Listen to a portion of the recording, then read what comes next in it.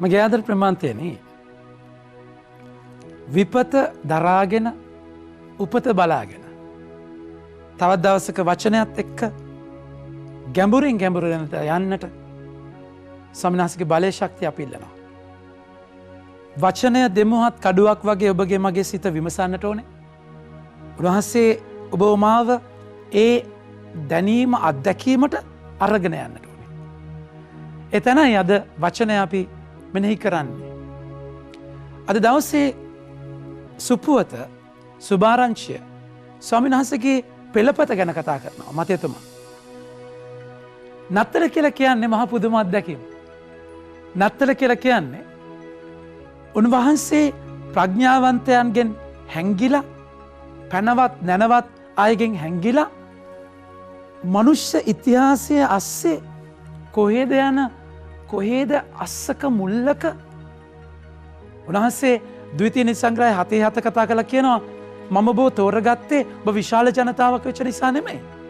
ඔබ කුඩා ජනතාවක්. ඒකම ඔබ පණුවෙක් වගේ ඉන්නේ නැද්දි? දුර්වල දුබල ස්වභාවයන්ගෙන් ස්වාමීන් වහන්සේ තෝරගත්ත පිරිසක මහා ගැලවීම මගේ ප්‍රමාතික. මුළු විශ්වයේම මහා ප්‍රබලම කාර්ය. මනුෂ්‍ය ඇස්වලින් හැංගිච්ච තැනක ඉපදෙලා. මිනිස්සු වෙනම තැනක දේවල් බලාපොරොත්තු වෙද්දී උන්වහන්සේ වෙනම තැනක ඉපදිලා. අද අපි අයිති කරගන්නේ ඒ පෙළපත. ස්වාමීන් වහන්සේගේ වංශාවලිය. ස්වාමීන් වහන්සේ මොන වගේ පෙළපතකින්ද ආවේ? හැබැයි උන්වහන්සේ වංශාවලියක් ආවට වංශාවලියක ආවට උන්වහන්සේට පෙළපතක් තිබුණා. ඇත්තටම උන්වහන්සේට පෙළපතක් තිබුණේ නැහැ.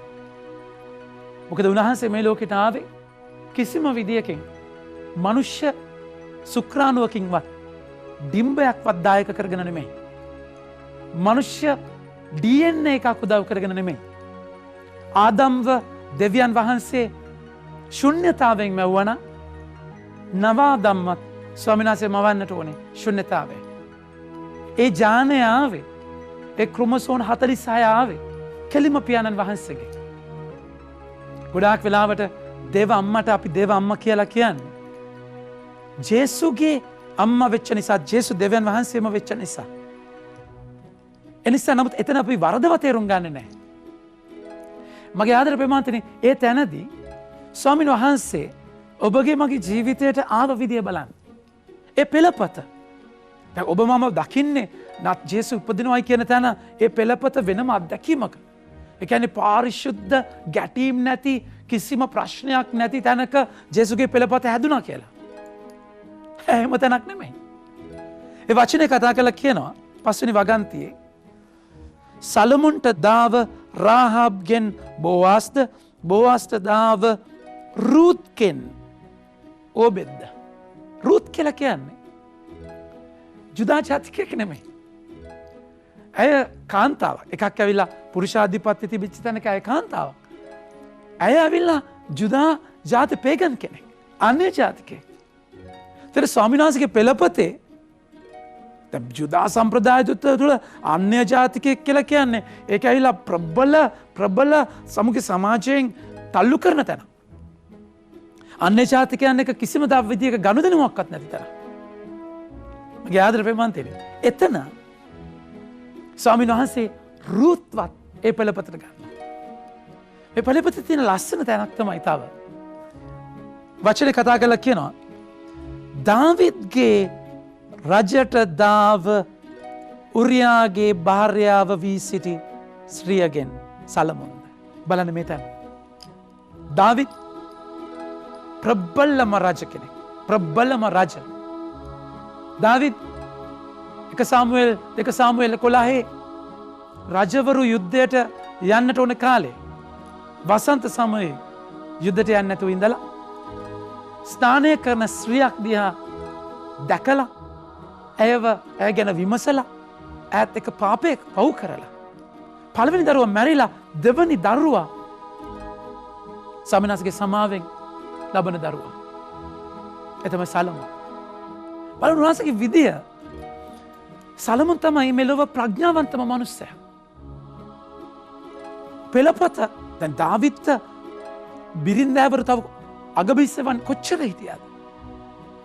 ඒ අගබිසවන් අතර අනාචාරයේ පාපයේ වැටිලා පරදාලාරය වෙන කෙනෙකුගේ බිරිඳ වෙච්ච බෙත්ෂෙබා ඒ පව්කරපු කාන්තාව පාපයේ ප්‍රතිඵලයක් වෙච්ච තැන ඒ සාපය පාපය ස්වාමිනාසේ මහා වාසනාවකට පෙරලන විදිය. උන්වහන්සේගේ පෙළපත තුළ ඔබට මට අයිති කරගන්න දේවල් ගොඩක් තියෙනවා. මගේ ආදර ප්‍රේමවන්තයනි. ස්වාමිනාසේ මහා දයාබරව ඔබගේ මගේ ජීවිත හරහා එන්නේ. සමහරවිට ජේසු ඔබ බලාපොරොත්තු වෙන්නේ කිසිම ගැටලුවක් නැති මහා සුන්දර පාරිශුද්ධ ගනුදෙනුවක ජේසු බලාපොරොත්තු වෙන තැන ස්වාමිනාසේ මනුෂ්‍ය අතින් විනාශ කරගන්න නාස්ති කරගන්න පව් කරලා නන්නත්තාර කරගන්න තැන්වල උන්වහන්සේ ඔබගේ මගේ ජීවිතයට එන්න පාර කපා ගන්නවා. නත්තල කියයි එකයි එක මහා පුදුම වීමේ මංගල්‍ය. පුදුක්මකමේ මංගල්‍ය. නත්තල කියද්දි. උන්වහන්සේ බෙත්ෂෙබාට දාව. උපදින සලමොන් පෙළපතට එකතු කරගන්නවා.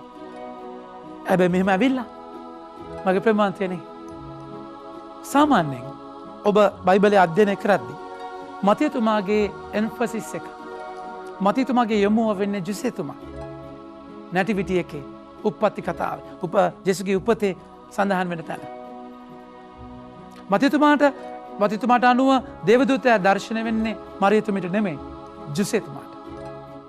වචනය අවසානයේ කතා කළා කියනවා මගේ ප්‍රේමවන්තයනි ජාකොබ්ට දාව මරියතුමිගේ පුරුෂයා වූ ජෝසප්ද උපන්නේ පෙළපත ඒ වෙනකම්ම හරි ජුසේතුමාගේ පෙළපතත් එක ගත්තේ. හැම මෙතන ශිෆ්ට් එකක් සංක්‍රාන්තියක් වෙනවා වෙනසක් වෙනවා.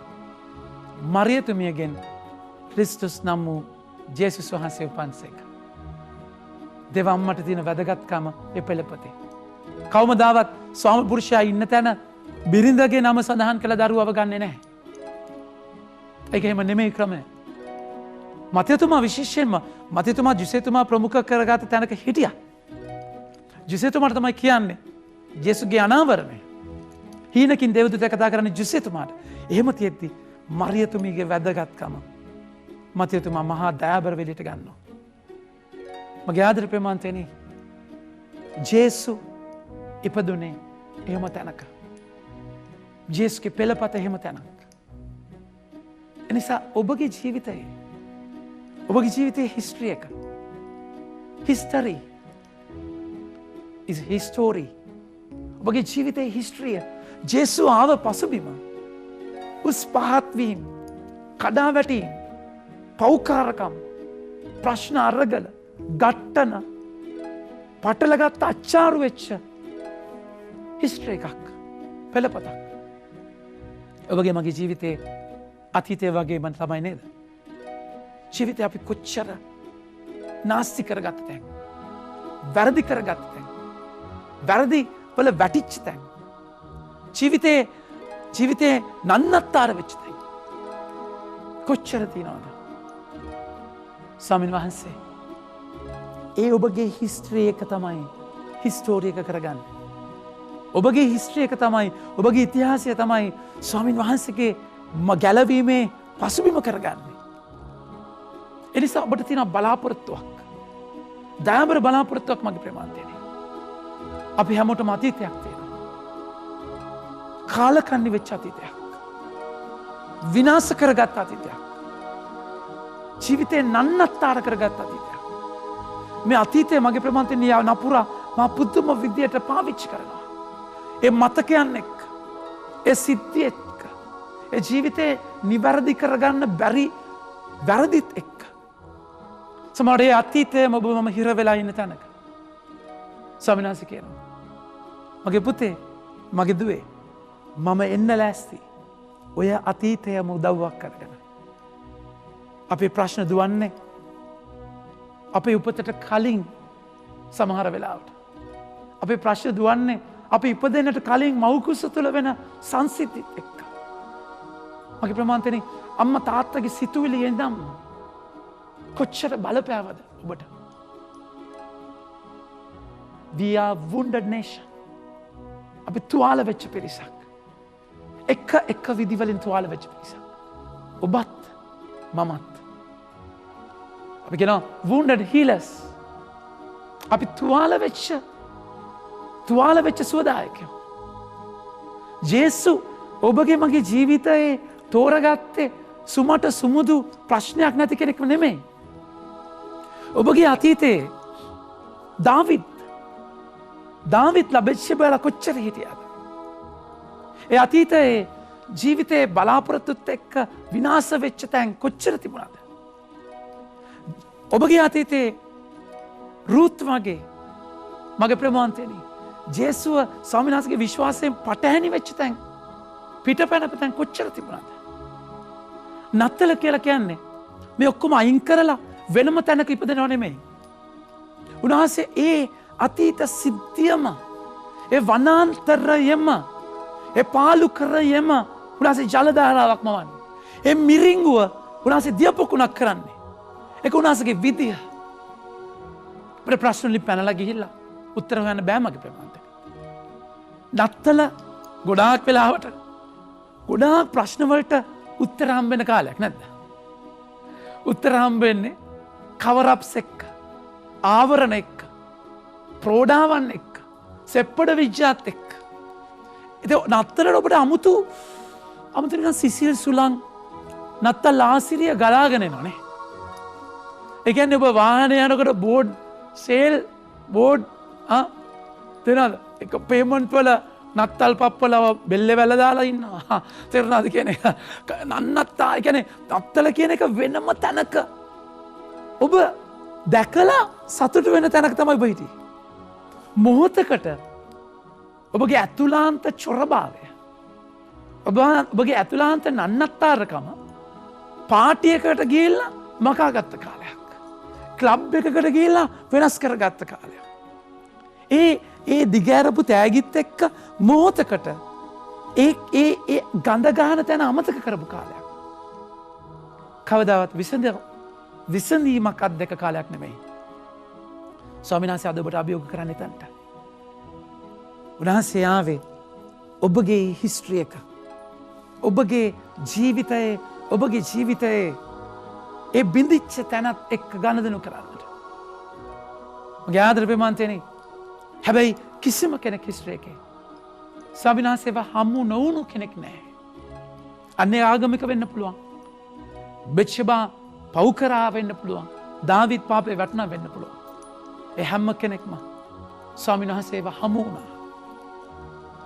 එහෙනම් ඇයි ඔබ මාගේ තුල මේ උපත, මේ නප්තලි, මේ අලුත්කම, මේ වෙනස අත්දකින්නේ නැත්තේ? ඔබ ස්වාමීන් වහන්සේ වෙතට අරගෙන ගියේ නැති නිසා. ඒ වහලා හංගලා තියෙන කාමරේ දොර ඇරලා ජේසුට එන්න කිව්වේ නැති නිසා. ඒ ගනුදෙනුව ඒ වැරදිච්ච තැන හංගලා වහගෙන මගේ ප්‍රමාන්තයනි අනිත් අය මං ගැන මොකක්ද කියන්න කියන එක ගැන ලොකු අවබෝධයකින්. ඒ ගැන තමයි ලොකුම ප්‍රශ්නය වුණේ මට. ඒ නිසා ප්‍රතිරූපයක් එක්ක මම ජීවිතේ ගැට ගහගෙන ගිහිල්ලා. පුංචි කාලේ වැටිච්ච ගමම්ම මගේ ප්‍රමාන්තයනි පුංචි කාලේ වැටුණාම අපි බලන්නේ තුවාලේ දිහා. ඒ දිහා බලලා අඬනවා. බලුණා. ලොකු වුණාම ලොකු වෙලා ඔබ හිතන්න පාරේ වැටුණා කියලා. තුවාලේ දිහා බලන්නේ. වැටිච්ච ගමන් කවුද දැක්කේ කියලා. තුවාලේ එළි ගිහිල්ලා. හැබැයි අවබෝධය වෙන තැනක. අවධානය වෙන තැනක.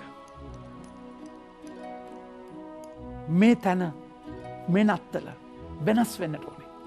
මේ නත්තල ස්වාමීන් වහන්සේ ඔබගේ ජීවිතයේ ඒ බෙත්ෂෙබා, ඒ දාවිද්, ඒ මරපූරියා, ඒ රුත්, මගේ ආදර ප්‍රේමාන්තනේ ඒ හිස්ටරි එක, ඒක පෙළගැස්මක් එක්ක ස්වාමීන් වහන්සේ ඒ දුබලකමත් එක්ක අත්වැල් බැඳගෙන ඉපදෙන්නට යන්නේ. ඒක ඔබගේ හිස්ටරි එක විතරක් නෙමෙයි. ඔබගේ අතීතය විතරක් නෙමෙයි. ඔබගේ පවුලේ අතීතය. ස්වාමි පුරුෂයා බිරිඳ ඒ අවිශ්වාස වන්ත වෙච්ච තැන. ඒ අර කට කැඩිච්ච කතාව කියපු තැන. දරුවා අරම රියැක්ට් කරපු තැන. ඔබගේ නැන්දම්මා. ඔව් නැන්දම්මා. නත්තලත් එපා වෙනවනේ. එහෙම ඒ ප්‍රශ්නය අවුස්සපු විදිය. ඒ ඔබගේ පෙළපතයි. මගේ ප්‍රේමාන්තයනේ සමහර ඔබගේ අම්මා තාත්තගේම වෙච්ච දෙයක් ඔබට තුවාලයක්. ඒ තැන ස්වාමීන් වහන්සේ කතා කළා කියනවා. ඔබගේ ඒ බිඳුණු අතීතයක් එක්ක ස්වාමීන් වහන්සේ ගනුදෙනු කරනවා. මගේ ප්‍රේමාන්තයනේ උන්වහන්සේ එක ඉරිදරව් පොතේ අපිට කතා කළා කියන්නේ. පළවෙනි පරිච්ඡේදයේ 8 වෙනි වගන්තිය. ආරම්භයද අවසානයද මම වෙමි. වැඩ සිටිය මතු වඩින සර්ව පරාක්‍රම ස්වාමීන් වන දෙවියන් වහන්සේ වදාළසේක. ඔබගේ ජීවිතයේ අල්ෆාව ඔමේගාව උන්වහන්සේ. ඔබගේ ජීවිතයේ ආරම්භය අවසානය උන්වහන්සේ. මගේ ආදර පිබන්තිනි ඔබගේ අතීතයෙන් ඔබ පැනලා යන්න ඔබට නත්තලක් නැහැ. අතීතය වහලා හංගන්න ඔබට නත්තලක් නැහැ. ඒ උන්වහන්සේගේ පෙළපතේ පණිවිඩයයි. ඔබගේ මගේ ජීවිතයට ස්වාමීන් වහන්සේ එන්න යන විදියයි.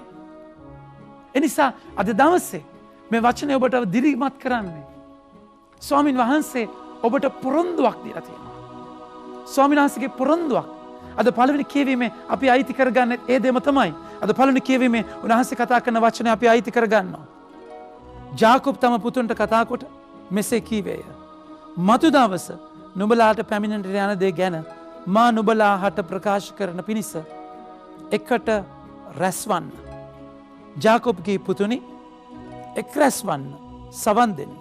ඔබ පිය ඊශ්‍රායල් හට කන් දෙන්න.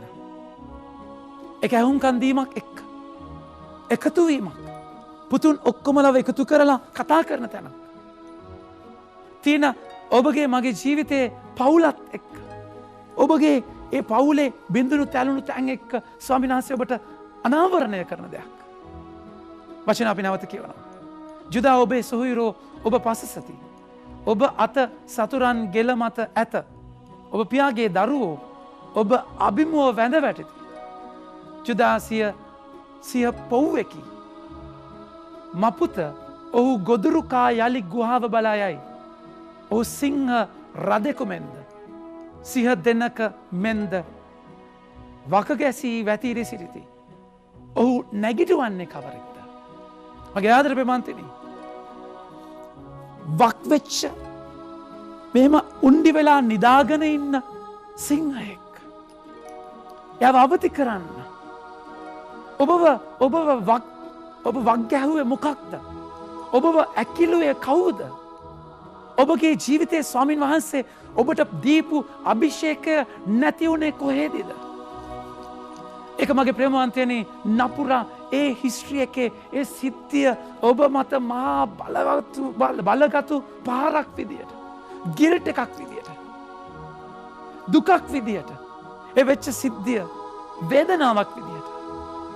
මගේ ආදර ප්‍රේමවන්තනි ඒ සිද්ධියත් එක බයක් විදියට. ඔබගේ ජීවිතයේ වෛරයක් විදියට ඒ සිද්ධිය අරගෙන ඇවිල්ලා. ඒ සිංහයා වකුටු වෙලා ඉන්නේ. ඒ සිංහයා වක්ගැහිලා ඉන්නේ. අවති කරන්නේ කවුද? මගේ ප්‍රේමාන්තනේ ඔබව ස්වාමීන් වහන්සේ මම මැව්වේ මහා අධිකාරී බලයකින් ඉන්නේ. උන්වහන්සේ 2 තිමොති 1:7 කතා කරනවා. දෙවියන් වහන්සේ අපට දුන්නේ බය අඩු ගතිය නොව බල සම්පන්න ප්‍රේමාන්විත හික්මුණු ආත්මානුභාවය. ඔබ තුළ ඉන්නවා ඒ සිංහයා. උන්වහන්සේ ඔබ තුළ අධිකාරී බලයක් දීලා තියෙනවා. එළියට ඇවිල්ලා ඒ මහා ප්‍රකාශ වීම කරන්න. ජේසුස් අත්දැකලා අධ්‍යාත්මික ප්‍රබලවේ ගමන යන්න. හැබැයි ඔබගේ අතීතයේ එබෙත්ෂෙබා. අතීතයේ එවුරියා. අතීතයේ රුත්. ඔබ පස්සට ඇදගෙන ඉන්නවා. ස්වාමීන් වහන්සේ අද ඔබට කතා කරනවා මම ඔබ අවදි කරනවා. ඔබ ගැන මට සිහිනයක් තියෙනවා. අවදි වෙලා ඔබ මහා ප්‍රබලව කටයුතු කරන්නට ස්වාමීන් වහන්සේ ඔබට ආලේප කරනවා. මේ නත්තලේදී මතක තියාගන්න ඒ පෙළපොතේ සුභාරංශය එතනයි තියෙන්නේ. ඔබගේ ජීවිතයේ ඔබගේ පවුලේ වෙච්ච ඒ සිද්ධිය මහා මනුෂ්‍ය ඇසකින් කවුන්සලින් ගිහිල්ලවත් මැරේජ් කවුන්සලින් ගිහිල්ලවත් ඔබට විසඳ ගන්න බැරි දේ. මගේ ප්‍රමාන්තනි ඔබගේ සයිකොලොජිකලි ඔබ අබ්බගාත වෙච්ච තැන ඔක ඔබට විසඳ ගන්නවත් හිතන්නත් බැරි දේ. ස්වාමීන් වහන්සේට පුළුවන් ඒ ව්‍යසනය වාසනාවක් කරන්න. ඔබගේ හැඩි වෙච්ච තැන හැඩ කරන්න.